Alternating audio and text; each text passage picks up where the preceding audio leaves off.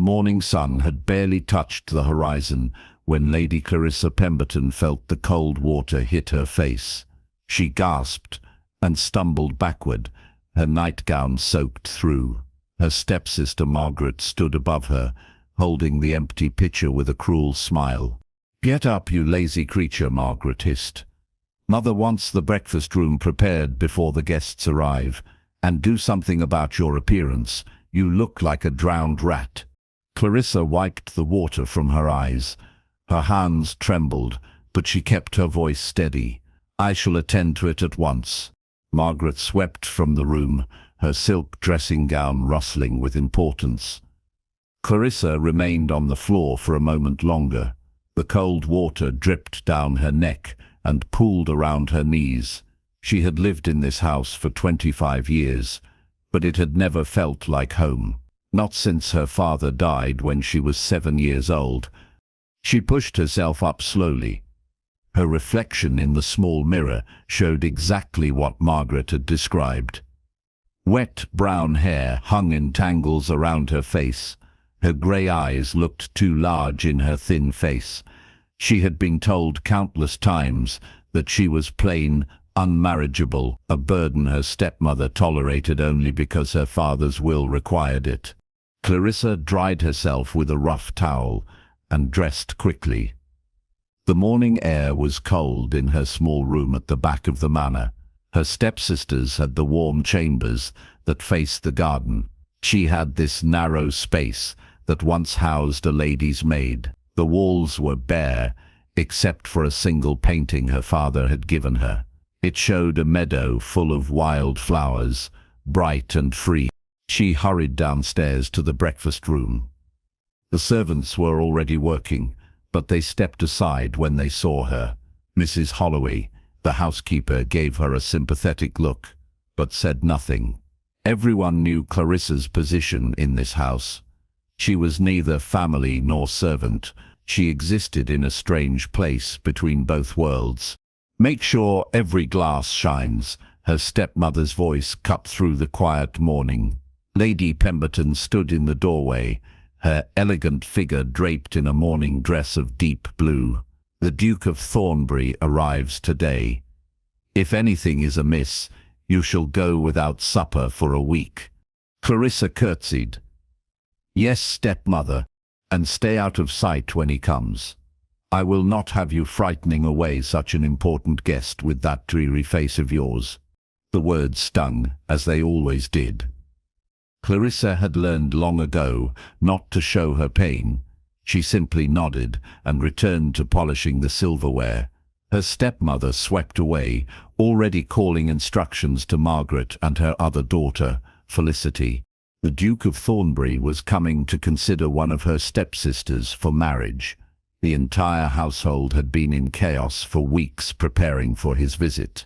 He was said to be tremendously wealthy, with estates across England. He was also said to be cold, distant, a man who had shut himself away from society for nearly a decade after some tragedy no one spoke of openly. Clarissa wondered what kind of man would emerge from such isolation. She imagined someone harsh and unfeeling, someone who would look at her the way her stepfamily did, with contempt and dismissal. She pushed the thought away and focused on her work. The morning passed in a blur of preparation. By noon, everything gleamed. The breakfast room looked perfect, ready to impress a duke. Clarissa's back ached from bending over tables and reaching high shelves. Her hands were red and raw from cleaning solutions. "Go to your room," her stepmother commanded when she inspected the work. "And do not come out until I send for you, which I will not." Clarissa obeyed. She climbed the narrow servants' stairs to her small chamber and closed the door. Through her tiny window she could see the front drive. She told herself she would not watch for the Duke's arrival. But as the afternoon light began to fade, she found herself looking out anyway. A black carriage appeared on the road. It was magnificent, pulled by 4 matched horses. The crest on the door caught the sunlight. Her heart beat faster, though she could not say why. This man meant nothing to her. He would marry one of her stepsisters and leave. Her life would continue exactly as it had before. The carriage stopped before the manor. A footman rushed to open the door. A man stepped out, and even from this distance, Clarissa could see he was tall. He wore black, as though still in mourning. His movements were precise and controlled. When he turned slightly, she glimpsed his profile, strong features, dark hair, an expression of complete detachment. He looked up suddenly, and for just a moment his gaze seemed to land on her window. Clarissa stepped back quickly, her cheeks burning. How foolish to be caught staring like a curious child. She moved away from the window and sat on her narrow bed. Hours passed. She heard the sounds of dinner below. Laughter and conversation drifted up through the floors. Her stomach growled with hunger, but she was used to that. She had a small piece of bread hidden in her drawer from yesterday. She ate it slowly, making it last. Night fell. The house grew quiet. Clarissa changed into her nightgown and tried to sleep, but her mind would not rest. She kept thinking of the Duke's face, the way he had looked so alone, even surrounded by servants and finery. She wondered if he felt as trapped as she did, just in a different kind of prison. She finally drifted off near midnight, unaware that her life was about to change in ways she could never imagine. The next morning brought chaos. Clarissa woke to shouting in the hallway. She dressed quickly and cracked open her door. Her stepmother was speaking in urgent, hushed tones with Margaret. "It is impossible," Margaret was saying. "He cannot be serious." "Lower your voice," her stepmother snapped. "I do not understand it either, but the Duke has made his choice. We must accept it." "But mother, she is nothing. She has no dowry, no beauty, no accomplishments. Why would he choose her over us?" Clarissa's breath caught. Surely they could not mean her. But a cold dread settled in her stomach. Her stepmother's next words confirmed her fear. "He specifically asked for Clarissa. He wishes to speak with her this morning. I cannot fathom what game he is playing, but we must comply. A duke is a duke, even one as strange as Thornbury." Clarissa's hands shook as she closed the door. The Duke of Thornbury wanted to speak with her. It made no sense. She had not even been presented to him. She had followed instructions and stayed hidden in her room. How did he even know she existed? A knock came at her door. Mrs. Holloway entered, her round face creased with worry. "Miss Clarissa, you are wanted in the drawing room. His Grace the Duke of Thornbury requests your presence." "I do not understand," Clarissa whispered. "Nor do I, dear. But you must go. Here, let me help you look presentable." The housekeeper brushed Clarissa's hair and pinned it into a simple style. She straightened Clarissa's plain grey dress and stood back. "You look as lovely as you can in these old things. Your father would be ashamed to see how they dress you." Clarissa squeezed the woman's hand. Mrs. Holloway had been kind to her since childhood. She was one of the few bright spots in this dark house. The walk to the drawing room felt like walking to an execution. Her stepmother waited outside the door, her face tight with anger. "Whatever you do in there, do not embarrass this family. Speak only when spoken to, and for heaven's sake, try not to look quite so pathetic." Clarissa nodded. Her stepmother opened the door and announced her. "Miss Clarissa Pemberton, Your Grace." The room was bright with morning sun. It made Clarissa blink as she entered. The Duke of Thornbury stood by the window, his back to her. He was even taller than she had thought, his shoulders broad beneath his perfectly tailored coat. When he turned, she got her first clear look at his face. He was handsome, but in a harsh way. Sharp cheekbones and a strong jaw. His eyes were a startling blue, like ice, but there were shadows under them, and lines of strain around his mouth. This was a man who had suffered. She recognized that look because she saw it in her own mirror every day. "Miss Pemberton," he said. His voice was deep and smooth. "Please sit." She sat on the edge of a chair, her hands clasped in her lap. He studied her for a long moment, and she felt exposed under that penetrating gaze. She wanted to look away, but forced herself to meet his eyes. Whatever this was about, she would face it with what dignity she had left. "I will not waste your time with pleasantries," he said finally. "I have a proposition for you, one that may sound strange, but I assure you I am quite serious." "I am listening, Your Grace," she managed to say. "I need a wife. For reasons of inheritance and social obligation, I must marry before my next birthday. I have no interest in the usual games of courtship. I observed you yesterday from the window of my chamber." Clarissa's eyes widened, so she had not imagined that moment of connection. "You did not know you were being watched," he continued. "You were feeding birds from your window, scattering crumbs and speaking to them as though they were old friends. There was a gentleness in your manner that intrigued me. I made inquiries with your housekeeper about your position in this household." Heat flooded Clarissa's cheeks. What had Mrs. Holloway told him?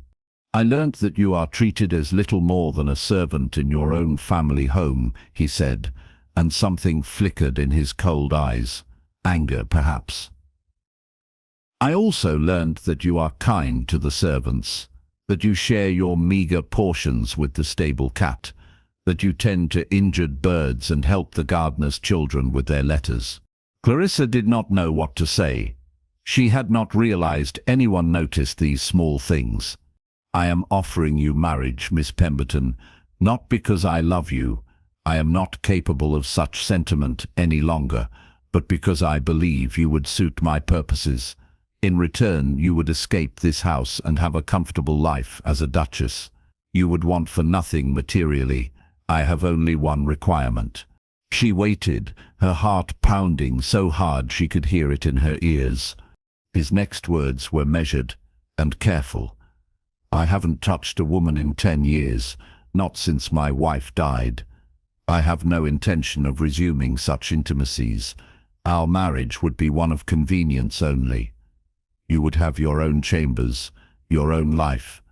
I would ask nothing physical from you. Do you understand what I am saying?" Clarissa stared at him.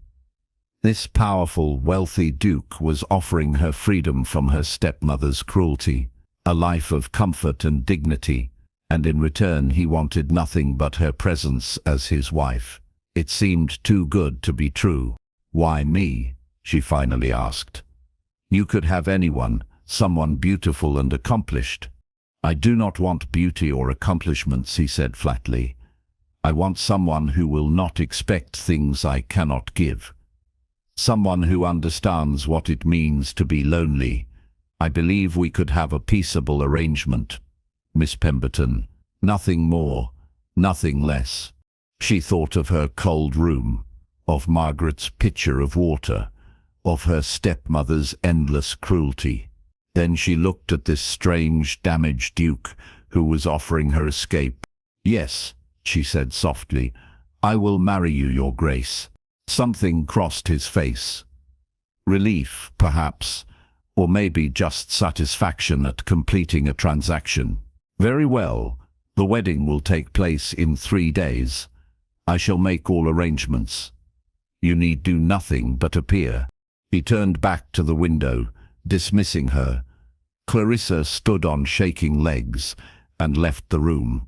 In the hallway, her stepmother grabbed her arm hard enough to bruise. "What did you do?" she hissed. "What tricks did you play?"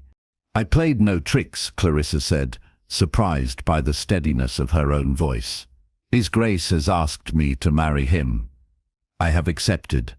Her stepmother's face went purple with rage. But before she could speak, The Duke appeared in the doorway. His cold gaze swept over the scene, taking in her stepmother's grip on Clarissa's arm. "Madam," he said, his voice like frost, "you will unhand my betrothed now." Her stepmother released Clarissa immediately and stepped back. The Duke moved forward and offered Clarissa his arm. She took it, feeling the solid strength beneath the fabric of his coat. "Miss Pemberton will be returning to her room to prepare for our wedding," he announced. "She is not to be disturbed by anyone for any reason. If I learn she has been mistreated in any way before she becomes my Duchess, I will make certain this family regrets it. Am I understood?" "Yes, Your Grace," her stepmother said faintly. He escorted Clarissa up the stairs himself. When they reached her small room, he looked around with barely concealed disgust. "You have lived here?" "Yes, Your Grace." "Pack whatever you wish to keep. I shall send my own servants tomorrow with proper trunks and suitable clothing. You will never spend another night in this room." He left before she could respond. Clarissa sank onto her bed, her mind spinning. 3 days. In 3 days, she would be a duchess. She would leave this house forever. She began to pack her few possessions with trembling hands. The small painting of wild flowers, a few books, a shawl her father had given her when she was a child, her mother's locket, the only thing she had from the woman who died bringing her into this world. That night, she lay in her narrow bed and thought about the Duke's words. He had been married before. His wife had died. The pain in his voice when he spoke of not touching a woman suggested deep grief. He had loved his first wife so much that he could not bear the thought of intimacy with anyone else. Clarissa felt a strange pang in her chest. She would be his wife in name only. A companion, perhaps, but never truly his. Part of her whispered that this was better than nothing, better than this house and this life. But another part wondered what it would be like to be loved the way he had clearly loved his first wife. She pushed the thought away. She was being foolish. She was 25 years old, plain and poor. No one would ever love her that way. The Duke's offer was more than she had any right to hope for. She would accept it gratefully and make the best of this strange arrangement. The next 3 days passed in a blur. The Duke's servants arrived as promised. They brought trunks of beautiful gowns, all in soft colors that actually suited Clarissa's complexion. There were gloves and bonnets and shoes that fit perfectly. Mrs. Holloway helped her bathe and dress, tears streaming down her kind face. "You deserve this, dear girl," the housekeeper said. "You deserve every happiness." Clarissa hugged her tightly. "You have been so good to me. I shall never forget your kindness." The wedding took place in the drawing room of Thornbury Manor, the Duke's primary estate. It was a small ceremony with only a vicar and 2 witnesses. Clarissa wore a simple white gown. Her hands shook as she spoke. Her vows. The Duke's voice was steady and sure. When the vicar pronounced them husband and wife, the Duke did not kiss her. He simply nodded, as though sealing a business arrangement. Then he offered his arm and escorted her to dinner. The meal was quiet. They sat at opposite ends of a long table in a magnificent dining room. Crystal chandeliers cast dancing light across white walls. The food was delicious, but Clarissa could barely taste it. She was too aware of her new husband, of the way he watched her when he thought she was not looking. After dinner, he stood. "I shall show you to your chambers." He led her through vast hallways lined with paintings and tapestries. Thornbury Manor was beautiful, but cold. It felt like a museum, not a home. He stopped before a set of double doors and opened them. "These are your rooms," he said. "You may decorate them however you wish. There are servants to attend to your every need. My chambers are in the opposite wing. You need never see me unless you choose to." Clarissa looked at the luxurious bedroom. It had a huge four-poster bed with silk curtains. A fire burned in the hearth. There were fresh flowers on every surface. It was more beautiful than anything she had ever seen. "Thank you, Your Grace," she said softly. "You may call me Thornbury," he said, "or Richard, if you prefer. We are married now." "Richard." She tested the name. It felt strange on her tongue. He nodded. "I bid you good night, Clarissa. Sleep well." He left, closing the door behind him.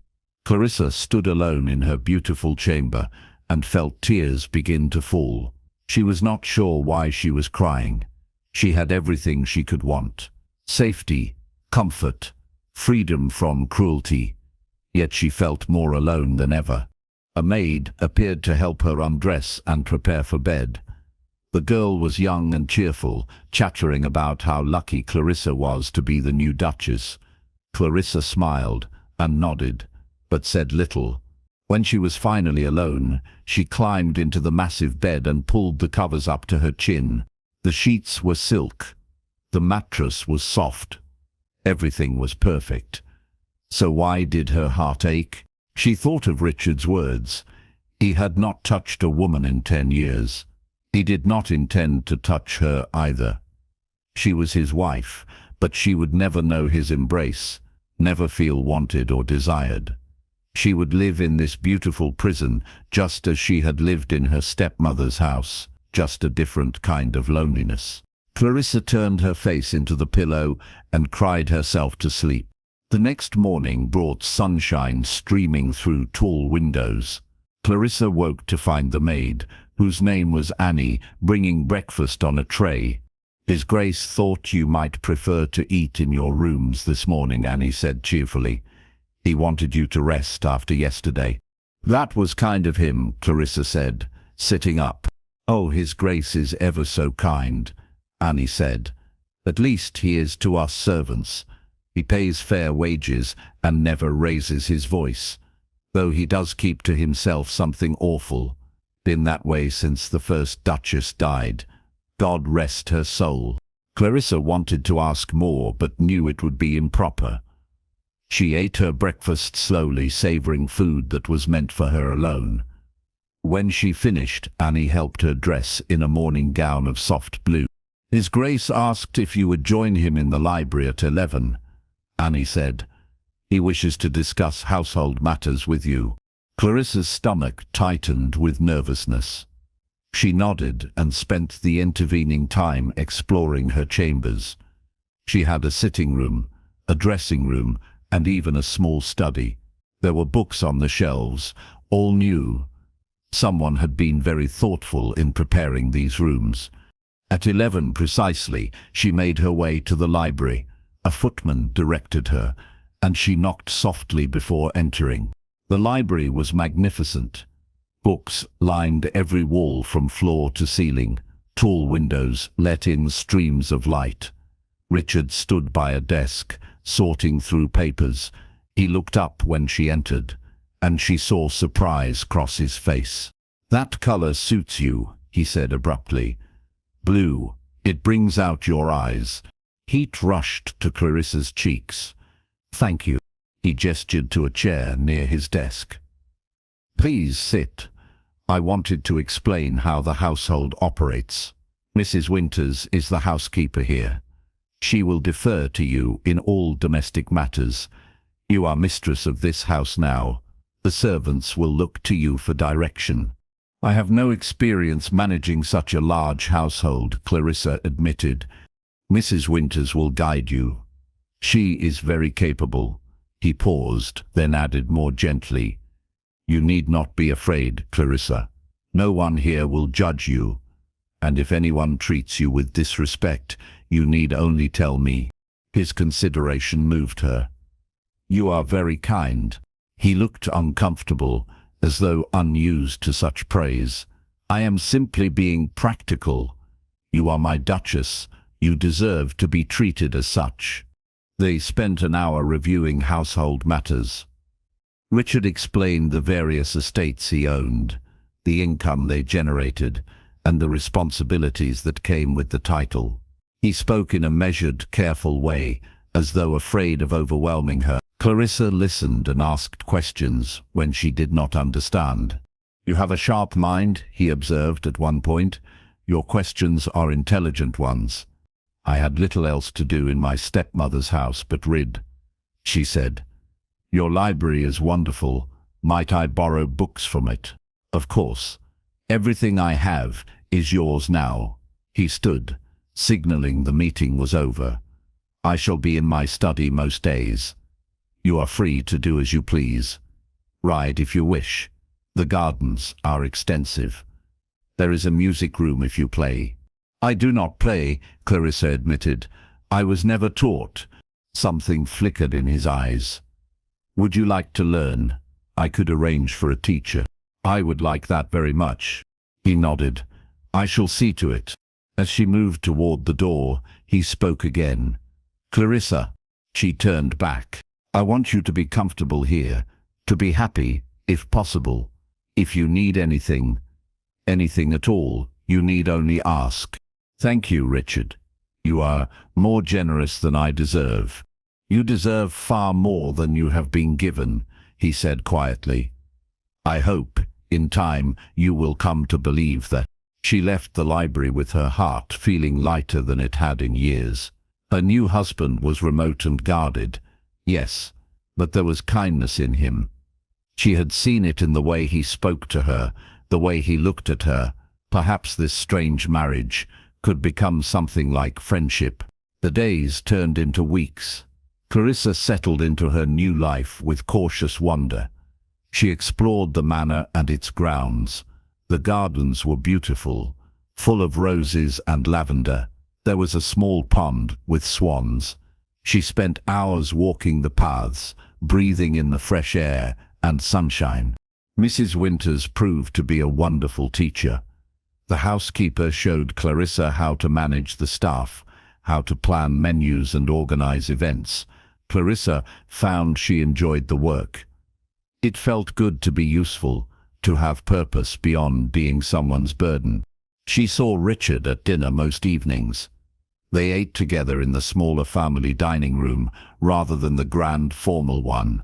At first, their conversations were stilted and awkward, but slowly they began to find common ground.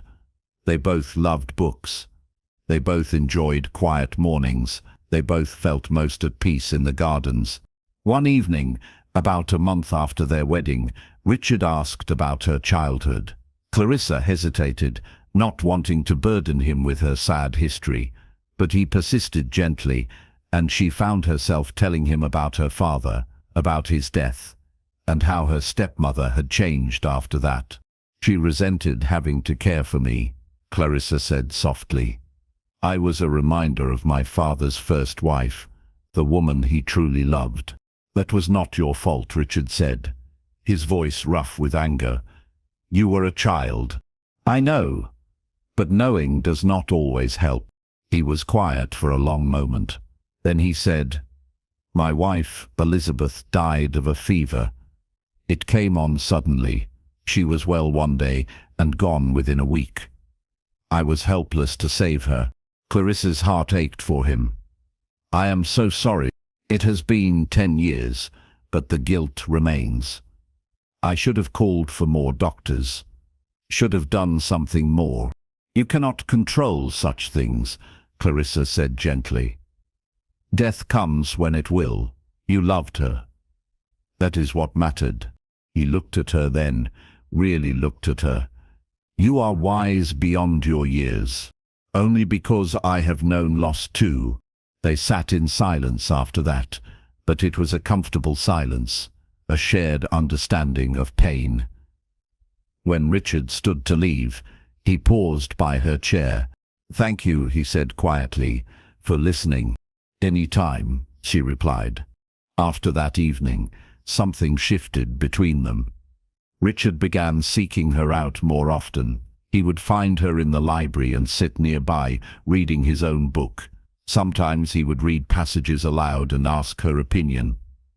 She discovered he had a dry wit that made her laugh.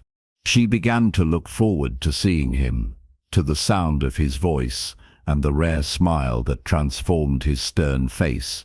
She told herself it was simply gratitude. He had saved her from her stepmother. Of course she was fond of him. But late at night, alone in her bed, she admitted the truth. She was falling in love with her husband. It was a terrifying realization. He had made it clear he did not want physical intimacy. He still loved his dead wife. Clarissa was simply a convenience, a solution to his inheritance problem. If she let herself love him and he never returned that love, the pain would be unbearable. She tried to guard her heart, but Richard made it so difficult. He was thoughtful in countless small ways. He noticed when she was tired and suggested she rest. He had the cook prepare her favorite foods. He brought her books he thought she would enjoy. One afternoon, about 3 months into their marriage, Clarissa was in the garden when a sudden storm blew in. Rain began pouring down before she could reach the house. She ran for shelter, but within moments she was soaked through. She reached the conservatory and ducked inside, laughing at her own foolishness. "Clarissa?" Richard's voice came from the doorway. He saw her dripping on the floor and immediately shrugged off his coat. He draped it around her shoulders, his hands lingering for just a moment. "You will catch your death," he said, but his voice was gentle rather than scolding. "It came on so suddenly," she said, still laughing. "I did not even see the clouds." He smiled then, a real smile that reached his eyes. "You look like a drowned kitten." "That is not the first time I have been told such a thing," she said, remembering Margaret's cruelty. His smile faded. "Who said that to you?" "It does not matter now." "It matters to me." He moved closer, his blue eyes intense. "You are not a drowned kitten, Clarissa. You are beautiful." The word hung in the air between them. Beautiful. No one had ever called her that. She stared up at him, her heart pounding. He was so close, she could feel the warmth of his body. His eyes dropped to her lips, and for a breathless moment she thought he might kiss her. But then he stepped back abruptly. "I shall have Annie bring you dry clothes." "Excuse me." He left quickly, almost fleeing. Clarissa stood there in his coat, confused and aching. He had wanted to kiss her. She was certain of it. But he had stopped himself, because he had promised not to touch her, because he was still bound to his dead wife's memory. Tears mixed with the rain on her face. She loved him. She loved him so much it hurt. And he would never be truly hers. That night, Clarissa could not sleep. She paced her room, Richard's coat still draped over a chair. She had folded it carefully, breathing in his scent. Cedar and leather and something uniquely him. She was torturing herself, and she knew it. But she could not seem to stop. Near midnight, she heard a sound in the hallway. Footsteps passing her door. She recognized Richard's tread. He was restless too. On impulse, she grabbed a shawl and opened her door. He was at the end of the hallway, heading toward the stairs. "Richard?" she called softly. He turned, surprise clear on his face. "Clarissa, is something wrong?" "I could not sleep. I heard you walking." He hesitated, then said, "I often walk at night. Old habit. May I walk with you?" He looked like he might refuse. Then he nodded. "If you wish." They walked through the quiet house together. Moonlight streamed through windows, casting silver shadows. Neither spoke for a long time. Finally, Richard led her to a portrait gallery she had not yet explored. "This is Elizabeth," he said, stopping before a painting. Clarissa looked at the woman in the frame. She was beautiful, with golden hair and a sweet smile, young and vibrant, Everything Clarissa was not. She was lovely, Clarissa said softly. She was kind, Richard said. Gentle. She never said a harsh word to anyone. You must miss her terribly. I did. For years I thought I would never stop missing her. He paused, then turned to look at Clarissa. But lately I have found myself thinking of her less, and I do not know how to feel about that. Clarissa's breath caught. Why do you think that is? He studied her face in the moonlight. You know why? The air between them felt charged, dangerous. Clarissa knew she should step back, protect herself, but she could not move. In the conservatory today, he said quietly, I wanted to kiss you. It was the first time I have wanted to touch anyone since Elizabeth died. It frightened me. Why?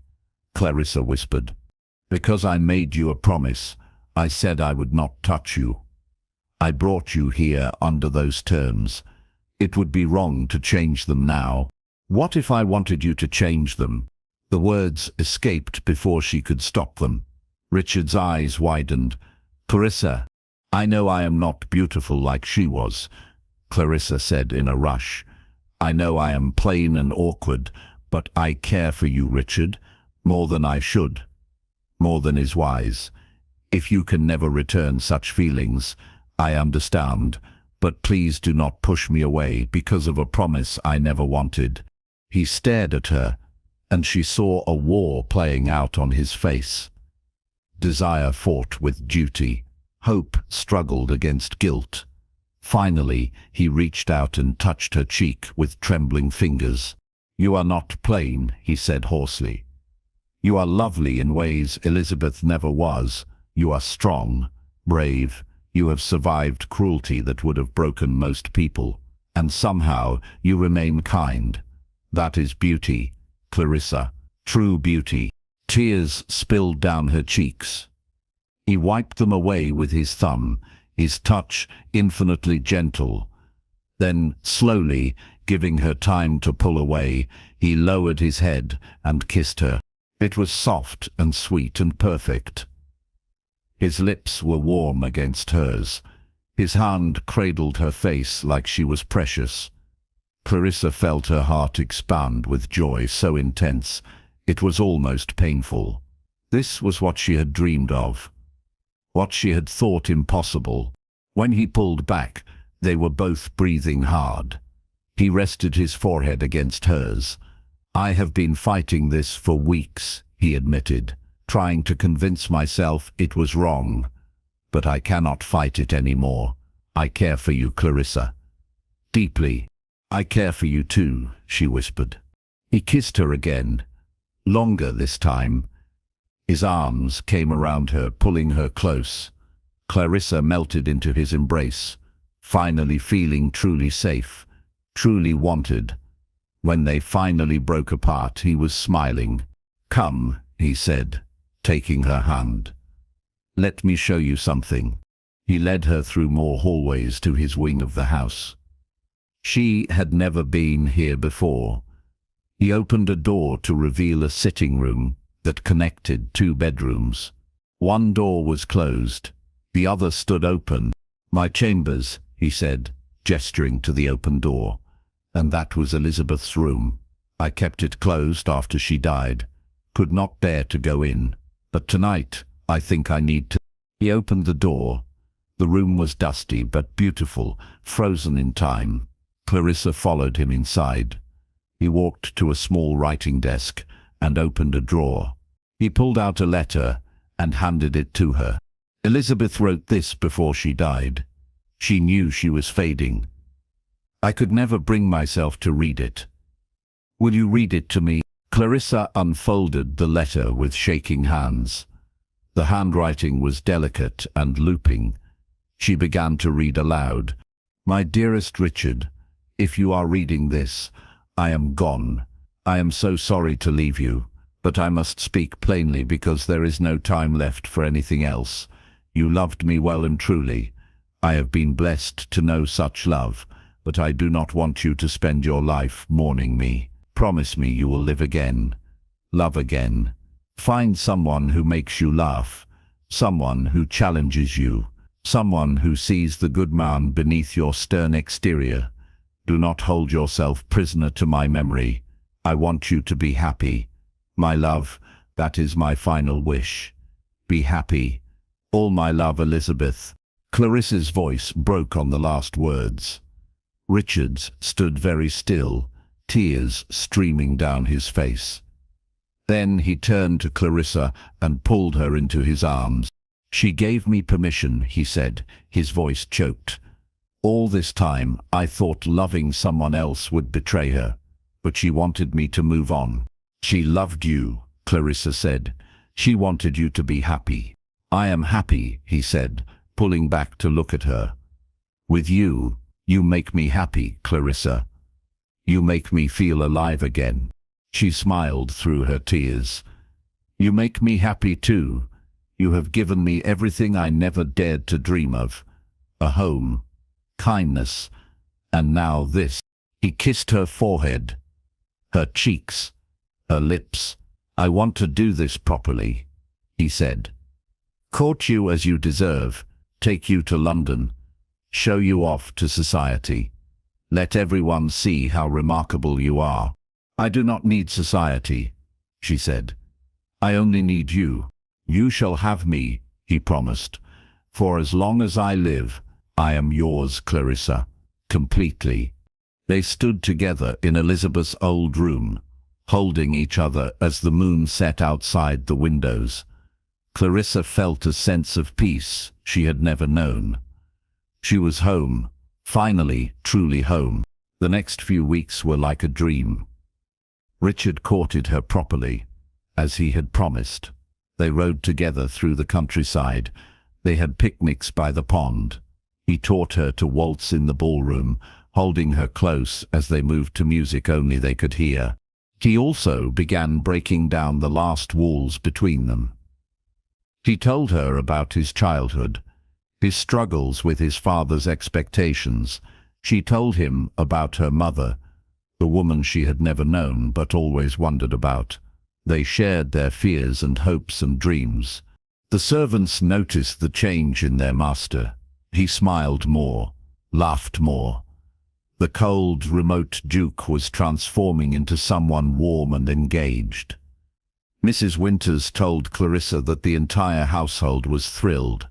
You have worked a miracle, Your Grace, the housekeeper said. His Grace is himself again, better than himself. But not everyone was happy about the changes at Thornbury Manor. One afternoon, a carriage arrived unannounced. Clarissa was in the garden when she heard the commotion. She hurried inside to find her stepmother standing in the entrance hall. So this is where you have been hiding, Lady Pemberton said, her voice dripping with false sweetness. Your dear sisters and I have been ever so worried about you. Margaret and Felicity stood behind their mother, looking around the manor with obvious envy. Clarissa's happiness evaporated, replaced by cold dread. What are you doing here? She asked. Is that any way to greet your family? Her stepmother said. We have come to pay a visit. Surely the Duchess can spare a few days for her poor relations. Before Clarissa could respond, Richard appeared. He took in the scene with one glance. His face became a mask of cold fury. Lady Pemberton, he said icily, you were not invited.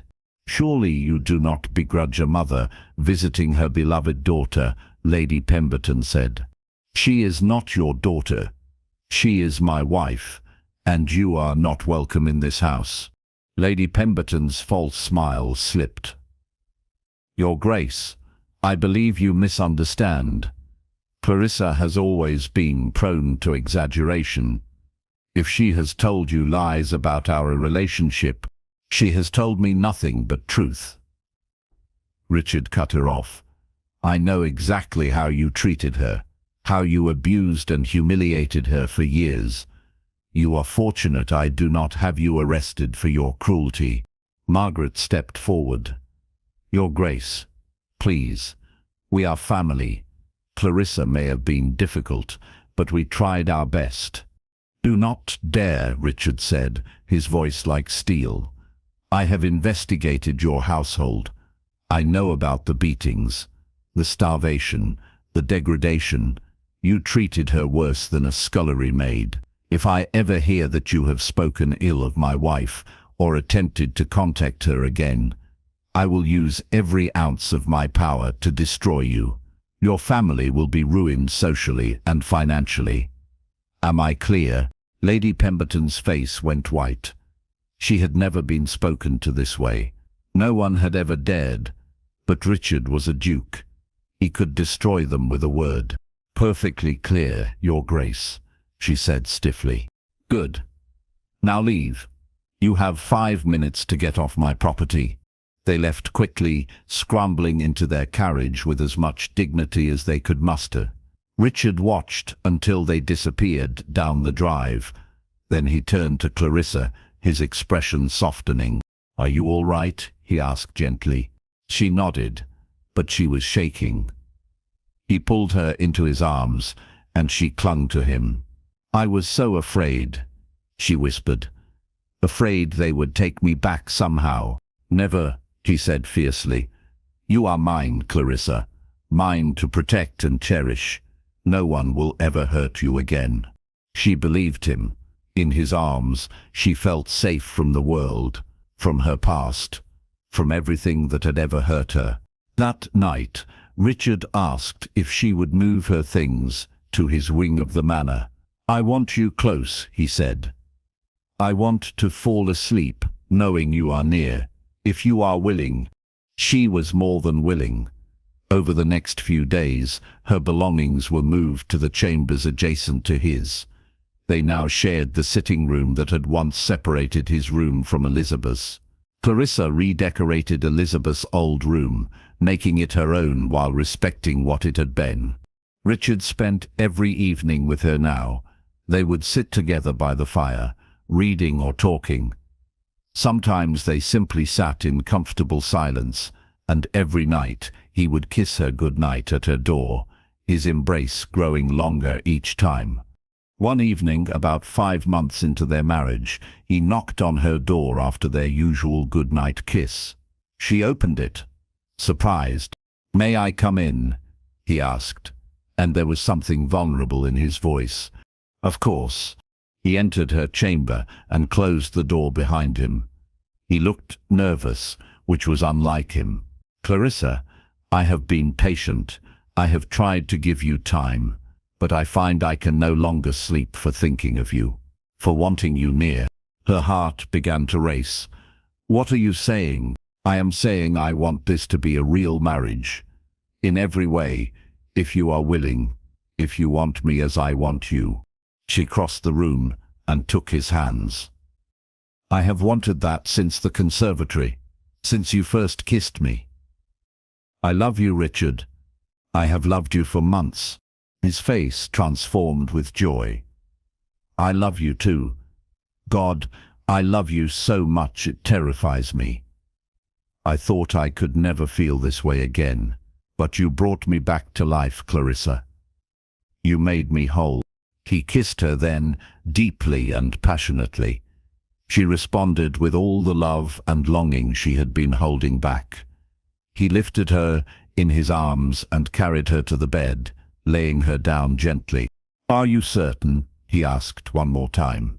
"I have never been more certain of anything," she replied. That night, they became husband and wife in truth. Richard was gentle and patient, teaching her the ways of love. Clarissa felt cherished in a way she had never imagined possible. Afterward, they lay tangled together, and she rested her head on his chest. "I never want to sleep apart from you again," he murmured. "Then do not," she said simply. From that night on, they shared his bed. Clarissa woke each morning in his arms, feeling loved and treasured. The cold, lonely Duke had become the warmest, most devoted husband, and the broken, unwanted girl had become a confident, beloved Duchess. But their happiness was threatened one more time. About a month later, a letter arrived for Richard. Clarissa was with him in his study when he opened it. She watched his face darken as he read. "What is it?" she asked. "My cousin, Lord Blackwood. He is challenging the validity of our marriage. He claims I married you under duress or temporarily insanity. If he succeeds, he would inherit my title." Clarissa felt ice in her veins. "Can he do that?" "He can try. It will require a court case. We will have to go to London, face the gossips and scandal-mongers. It will not be pleasant." "Will we lose?" she asked quietly. He came around the desk and knelt before her chair. "No, because our marriage is legal and binding, and because I will fight for you with everything I have. You are my wife, my love. Nothing and no one will take you from me." She believed him, but she was still afraid. They traveled to London the next week. The city was intimidating, full of people who stared and whispered. Clarissa had never been part of high society. She felt out of place and awkward, but Richard never left her side. He introduced her to everyone as his beloved wife. He danced with her at balls, ignoring the whispers. He showed her off proudly, making it clear he adored her. The court case was brutal. Lord Blackwood's lawyers attacked Clarissa's character. They called her a fortune hunter. They implied she had tricked Richard. They brought her stepmother to testify that Clarissa had always been manipulative and cunning. Clarissa sat in the courtroom, listening to the lies, feeling her old insecurities return. Was she good enough for Richard? Did she deserve this life? Maybe they were right. Maybe she was nothing. Then Richard took the stand, and he spoke with such passion and conviction that the entire courtroom fell silent. "I married Clarissa Pemberton because I recognized in her a kindness and strength I had never seen before," he said clearly. "She has asked nothing of me, given everything to me. She has made me a better man, a happier man, and I will not stand here and listen to anyone slander her. She is worth 1,000 of her critics. She is worth everything to me." He looked directly at her as he spoke, and Clarissa felt her fears melt away. It did not matter what anyone else thought. Richard loved her. That was all that mattered. The judge ruled in their favor. The marriage was declared valid. Lord Blackwood slunk away in defeat, and Richard and Clarissa walked out of the courthouse hand in hand, facing the world together. That night, there was a celebration ball in their honor. Clarissa wore a gown of deep blue, the color Richard said brought out her eyes. She walked into the ballroom on his arm, her head held high. People stared, but this time it was with admiration rather than contempt. The Duke of Thornbury and his Duchess were the talk of London. Their love story had captured everyone's imagination. The cold Duke, who had been brought back to life by a gentle, kind woman. It was the stuff of fairy tales. Richard led her onto the dance floor. As they waltzed, he smiled down at her. "Are you happy?" he asked. "I am happier than I ever thought possible," she replied honestly. "Good, because I intend to spend the rest of my life making you happier still." They danced until dawn, lost in each other, and when they finally returned to Thornbury Manor, it felt like coming home. The cold, empty house had become warm and full of life, full of love. Over the next year, Clarissa transformed the manor completely. She opened rooms that had been closed. She filled the halls with light and flowers. She befriended the servants and turned them into a real family. And she loved Richard with all her heart. He loved her just as fiercely. He showered her with gifts and affection. He supported her when she started a school for poor children on the estate. He held her when she cried from happiness, and he told her every single day that she was beautiful and loved and cherished. One spring morning, Clarissa woke feeling ill. Annie helped her dress and suggested calling for a doctor. Clarissa agreed, puzzled by her unusual quizziness. The doctor came that afternoon and examined her. Then he smiled. "Congratulations, Your Grace. You are with child." Clarissa stared at him in shock. A baby. She was going to have a baby. Richard's baby. When she told him that evening, he actually cried. He fell to his knees and pressed his face against her still flat stomach. "Thank you," he whispered. "Thank you for giving me everything. A home, a family, a reason to live." "You gave me the same," she said, running her fingers through his hair. "You saved me, Richard.